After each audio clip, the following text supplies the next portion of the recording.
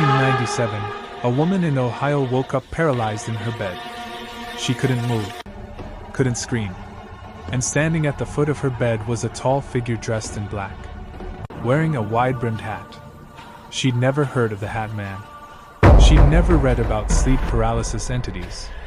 But she described him in perfect detail. The same detail that 10,000 other people have used. Across different countries, different decades, different languages. How is that possible? Before I explain what I discovered, I need to tell you what makes the Hat Man different from other sleep paralysis entities. Most hallucinations during sleep paralysis are vague, shadowy, unclear. People describe a presence, or something dark, or a figure. But the Hat Man is specific, consistently specific, across thousands of independent reports. He's always described as tall, usually 6 to 7 feet, sometimes taller. He wears all black, a long coat or cloak, and most importantly, a wide-brimmed hat, like a fedora or a top hat. Some people see him with red eyes. Others see no face at all, just darkness under the brim. But the hat is always there, always the same style, always black. I spent 3 months analyzing reports from Reddit, sleep paralysis forums, paranormal websites, and academic studies. I cataloged over 500 detailed descriptions. And the consistency is disturbing. Not just in appearance, but in behavior. The Hat Man doesn't attack. He doesn't touch. He just stands there, watching, usually at the foot of the bed. Sometimes in a corner, sometimes in the doorway. But always still, always silent, always watching. Now I need to tell you about the oldest recorded sighting I could find. Because the Hat Man isn't new. In 1952, a man in England wrote to a paranormal research society describing a recurring nightmare. He said a tall figure in Victorian clothing with a top hat would appear in his bedroom. He couldn't move when it happened. Couldn't call for help. The figure would just stand there until the paralysis broke. This was before sleep paralysis was widely understood. Before the internet connected these stories. This man thought he was losing his mind. But he wasn't alone. I found references to similar entities in folklore going back centuries. In England, they called it the Night Visitor. In Germany, der Schwarze Man, the Black Man. In American folklore, there are stories of a man in black who appears in bedrooms at night. All of these descriptions predate modern sleep paralysis research. All of them describe the same figure. Tall, dark clothing, hat, silent observation. So what's actually happening here? Let me walk you through the theories. Starting with the scientific explanation. Sleep paralysis occurs when your brain wakes up but your body doesn't. During REM sleep, your muscles are paralyzed to prevent you from acting out dreams. Sometimes you wake up while still in this state. You're conscious, but you can't move. And your brain, in a state between sleeping and waking, generates hallucinations. These hallucinations are called hypnopompic hallucinations. They're real to the person experiencing them. The brain is filling in sensory information that isn't there. And here's the key part. These hallucinations often take the form of threatening figures. There's an evolutionary reason for this. Our ancestors needed to be hyper-aware of threats, especially at night. So when the brain is in this vulnerable state, paralyzed and confused, it conjures up the most threatening thing it can imagine. A predator, an intruder, a dangerous presence. But this explains why we see threatening figures. It doesn't explain why we see the same figure.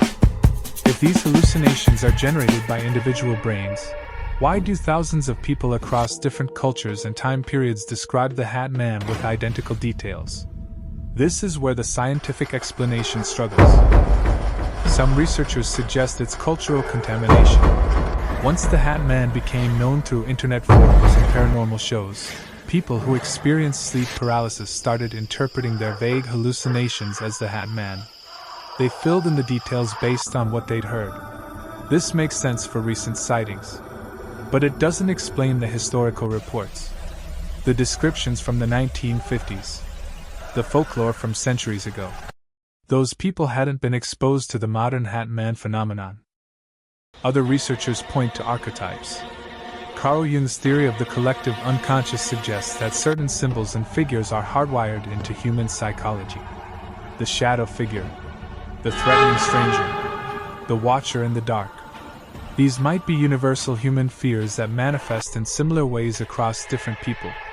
The Hat Man might be one of these archetypal figures, a manifestation of our deepest fears about the unknown. But there's something that bothers me about both explanations. They assume the Hat Man is just a hallucination, just a trick of the brain. And for most people, that's probably true. Sleep paralysis is a well-documented medical phenomenon. The hallucinations are explainable through neuroscience. But there are cases that don't fit neatly into this explanation. I need to tell you about Sarah. That's not her real name, but she gave me permission to share her story. Sarah experienced sleep paralysis regularly for 5 years.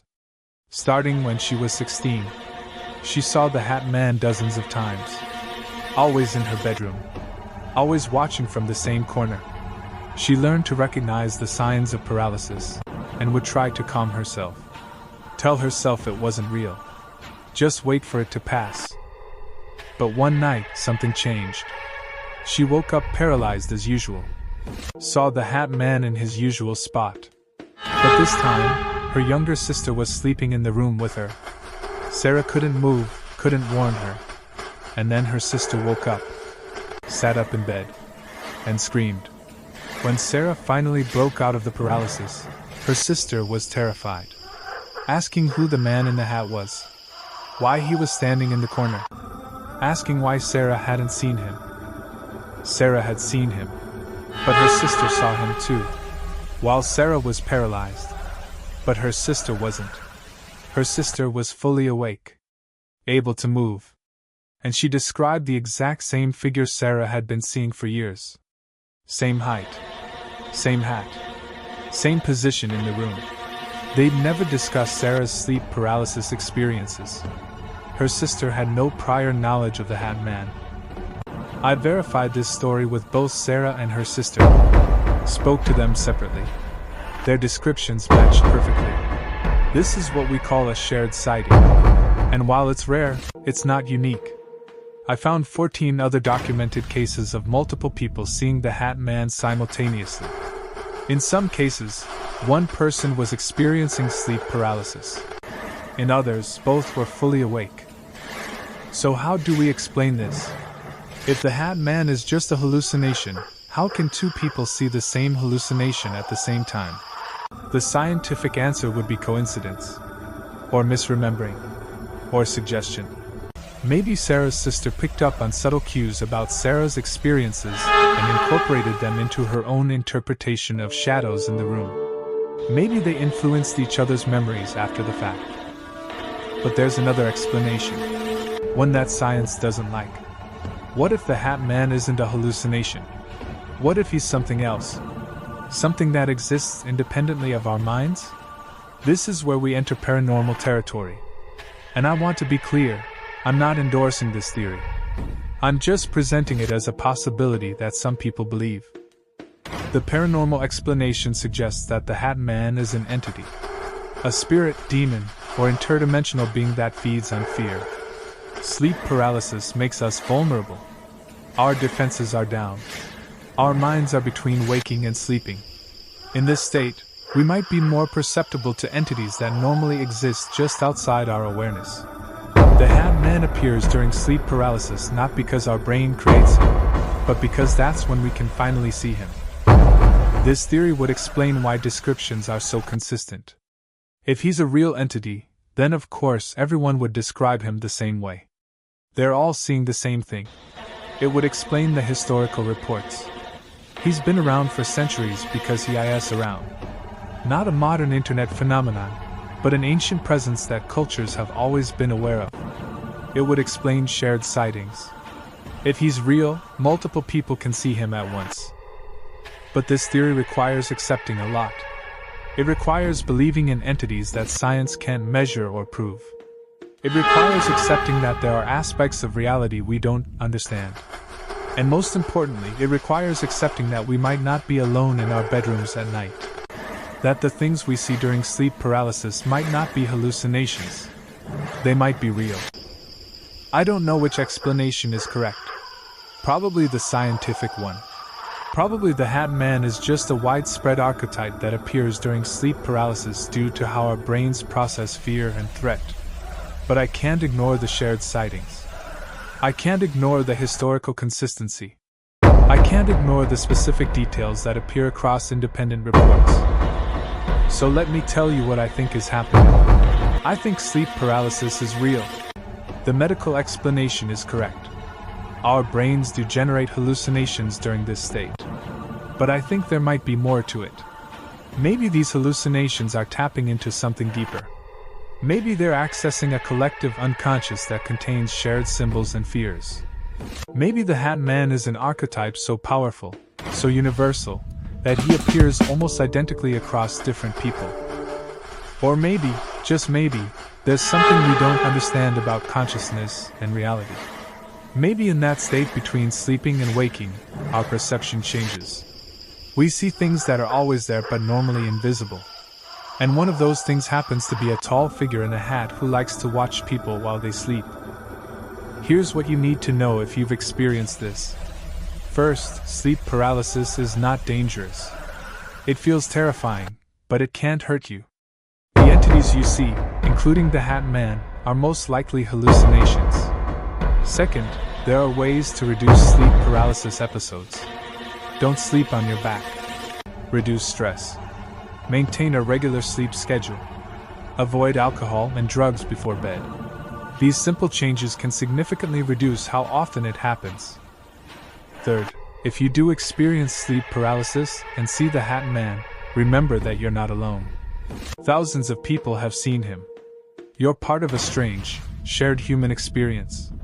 And whether he's a hallucination or something more, he doesn't seem to cause physical harm. He just watches. Fourth, if you're interested in the paranormal explanation, approach it with skepticism. Don't let fear control you. Don't assume every shadow or strange feeling is supernatural. But also, don't completely dismiss your experiences. If you saw something, you saw something. Your experience is valid even if we don't fully understand it. Document it. Write it down. Share it with others if you're comfortable. Because the more reports we have, the better we can understand this phenomenon. Whether it's purely neurological or something more, information helps. I'll keep investigating the Hat Man. I'm building a database of sightings, looking for patterns in location, timing, and description. If you've seen him, drop your story in the comments. Be specific about what you saw, when it happened, and where you were. Don't embellish. Just report what you experienced. The truth, whatever it is, will emerge from enough data. And to the Hat Man, if you're somehow aware of this video, if you're more than just a collective hallucination, know that we're watching you too. We're documenting you. We're trying to understand you. And maybe one day, we'll figure out what you really are. Until then, sleep well. Keep the lights on if you need to. And remember, if you wake up paralyzed and see a tall figure in a hat standing in the corner, you're not crazy. You're not alone. You're experiencing something that humans have experienced for centuries. And whatever it is, we're in this together. I'll see you in the comments.